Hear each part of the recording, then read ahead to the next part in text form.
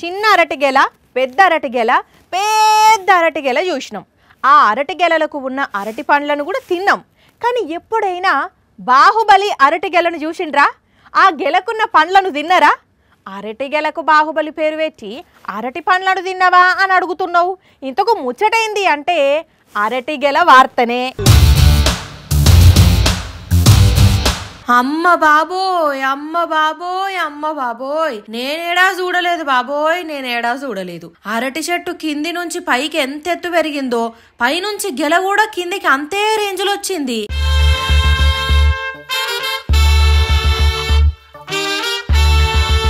వాయమ్మో వాయమ్మో, బాహుబలి అరటిగెల అన్నాం గాని ఆ బాహుబలి అరటిగెలకే ఇది బాహుబలి అరటిగెల లెక్క కొడుతున్నది పో.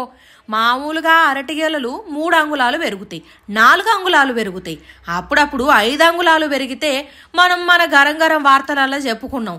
కానీ ఈ అరటిగెల మాత్రం ఏకంగా 7 అంగుళాలకు జరంత ఎక్కువనే ఉన్నది కానీ అస్సలు తక్కువ లేదు.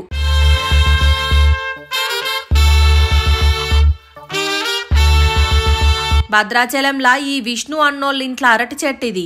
ఏడాది కింద పెడితే ఏకదంగా ఇంత ఎత్తు పెరిగి ఈ గెలకు ఇంతగనం కాయలను కాసింది. అందరి ఇళ్లల్లో ఇంతగనం పెద్దగా వేయని గెల మరి ఈ అన్నోళ్ళ ఇంట్లోనే ఎందుకు వేసింది అంటే, అన్న దినం గోదావరి నీళ్లు పట్టుకొచ్చి పోసి మంచిగా తోటం పెడతాడట, అందుకే ఇట్లా కాసిందని చెప్తున్నాడు. కానీ ఆఫీసర్లు మాత్రం జన్యుపరంగానే ఇట్లా కాసింది కానీ అంతకు మిక్కిలేం లేదని చెప్తున్నారు.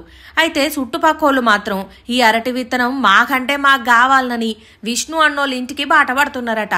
కానీ బాహుబలి అంటే బాహుబలి గెల పోన్రి.